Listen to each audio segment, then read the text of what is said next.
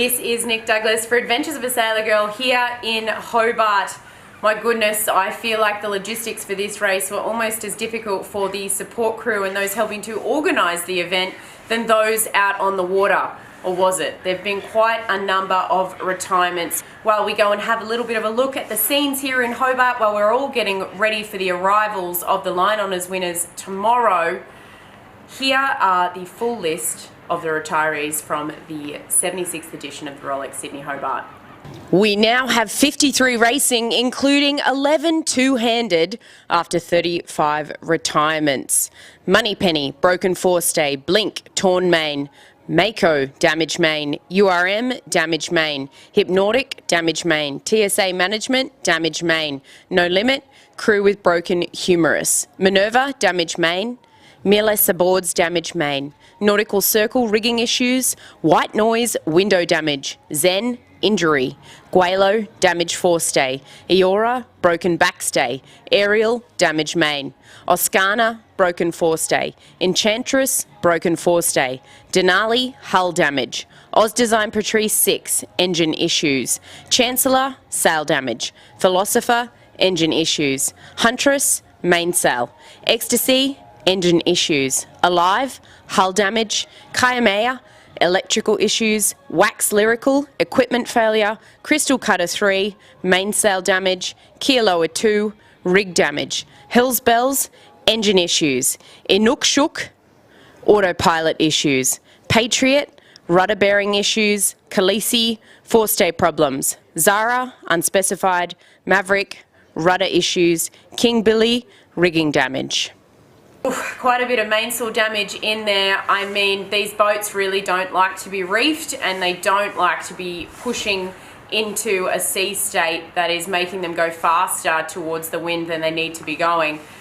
What we're going to do now is have a little bit of a listen to what Noel Cornish, the Commodore of the Cruising Yacht Club of Australia, had to say here in the village just a few moments ago.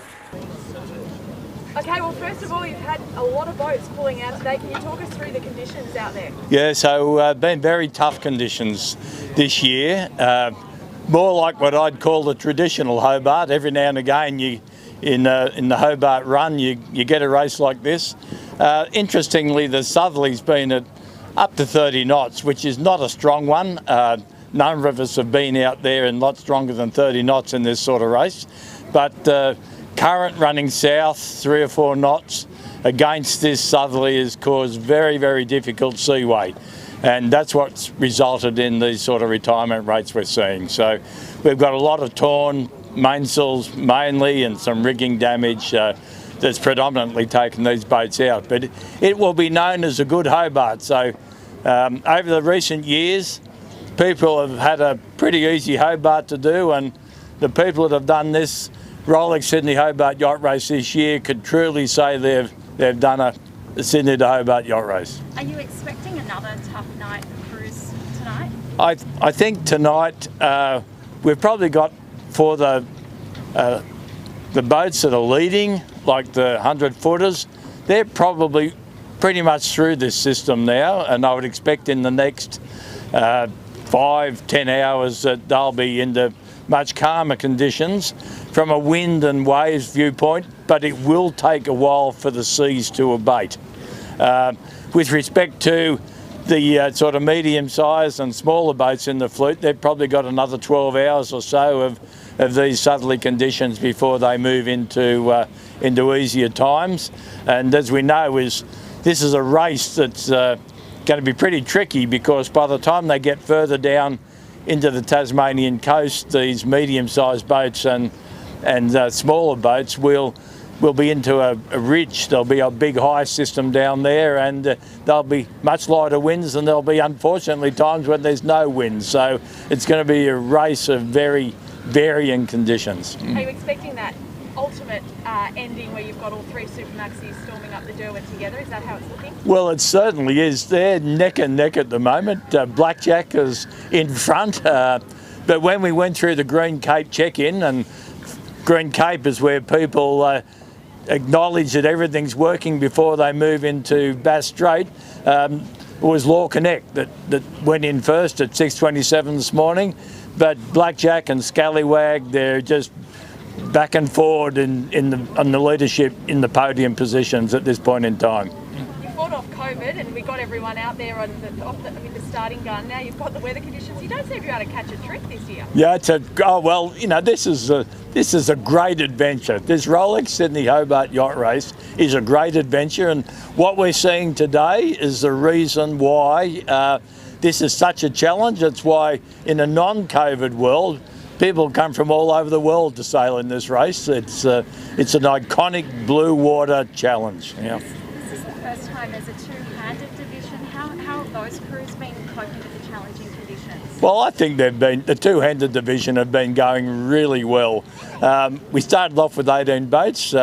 We've still got 12 boats out there. They're tough people. The conditions are hard. They're not getting as very much rest at all in this first couple of days, and they'll really know that they've arrived in Hobart when we see them sometime around New Year, and they might need a little bit of sleep. But no, we've got Disco Trooper is up the top of the rankings at the moment, but they're hanging in. The whole fleet, the 58 yachts that are out there now, are hunkered in. They're going hard, and they're really looking forward to getting down here. Can we get you to gaze into the crystal ball, and when do you think we're likely to see those line honours contenders on the Derwent? Yeah, well, what the prediction is at the moment, that they'll be down here sometime tomorrow afternoon. If they get easier conditions with reasonable wind, they'll be probably here, 2-3 o'clock in the afternoons. What the forecast predictions are saying. If they run into a bit of light wind, then it might be a bit later in the day, but that's what we know at this point in time. Ideally, we want a daylight finish, don't we, so that Hobart can come out and enjoy this? Absolutely, and look at the wind coming up the Derwent at the moment. I've sat out there 200 metres from the finish line for about 3 hours with not a drop of wind and couldn't get over, and others have had that problem over the years. Well, now they'd be screaming up the Derwent, the spinnakers flying, it'd be wonderful. So we'll keep our fingers crossed for them. They got conditions like this. What's the status of COVID-19 testing? Are there still crews and crew members that are awaiting the results of tests? Yeah, so there are crew members still awaiting test results. Of course, they've had their tests, but we haven't heard anything from any of the crews about COVID-19 test results, and I think there's a good reason for that. I don't think anyone's looking at their mobile phone out there at the moment. We're doing some checking in the background ourselves to see if there's something we can progress in their absence, but I think as soon as conditions start to lighten, we'll get a good idea where people are up to with their COVID exposure. Can you just explain the protocol for us if they were to get a positive result while they're out there on the water? Yeah, so for anybody who gets a positive result out there on the water, if they're in New South Wales waters, we've asked them to retire and head back to the mainland. If they're in Tasmanian waters, they'll probably do what everybody else has to do when they arrive in Tasmania, whether it's by air or road or boat.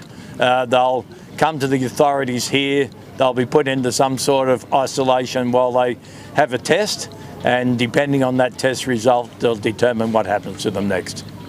In regards to the retirements this year, we've seen a lot. How does that compare to other years? Yeah, so as I mentioned earlier, this feels more like a traditional Hobart where you could really tick the box and say that you've done a Hobart race. The last time we had about 30 boats retire, 25 or 30 boats retire, was 2015. It was a pretty tough race that year as well, like this. So every 5 years or so, we've been waiting for a tough Hobart race. We've had pretty easy ones in the last few years. When we have been racing, of course, we didn't have a race last year, but the prior years to that, they were pretty easy. This now is something that, people have done a lot of them, say, well, here we go, we expect to have a race like this every now and again. Is there any benchmark at all because the fleet was smaller, if we're talking about the percentage of the fleet that's ended up retiring? Is this sort of a new benchmark on that front? No, I think, at the moment, when we have a milestone year, like the 75th year, you have a large number of boats, 157, I think, for 2019. In a non-milestone year, you have somewhere around about 90 to 110. when entries closed, we had 115.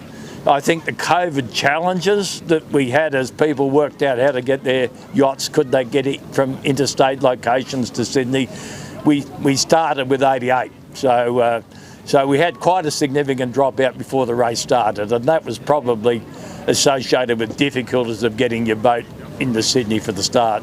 And then this percentage, as say, in a normal year, 90 boats, tough, 25 boats or 30 boats come out of the fleet. It's probably, we've seen that a number of times before. Are those competitors pretty gutted they've had to pull out so early on in the race?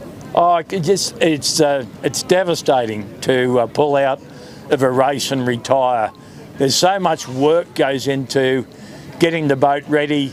You do a big blue water program, you train, and then you get into the race, and for some reason you have to retire.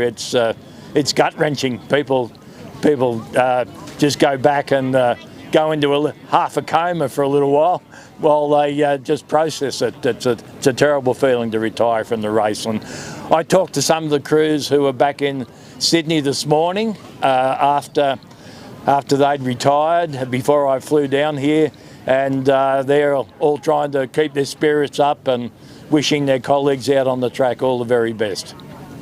With the Supermaxes and the race for line honours, what are the crews on those three boats doing right now, or what will they be doing between now and tomorrow to make sure that they're the one to get here first?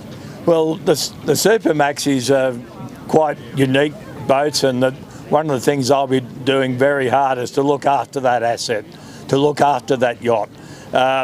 They can probably go a lot harder and a lot faster in this last day, but they will not be doing that. They'll be making sure the boat's going in a way where they can push it as hard as they can, and they can try to win, but they know the only way you can win is you've got to get over the finish line. So they'll have been protecting the boat. They probably would have been holding it back a bit.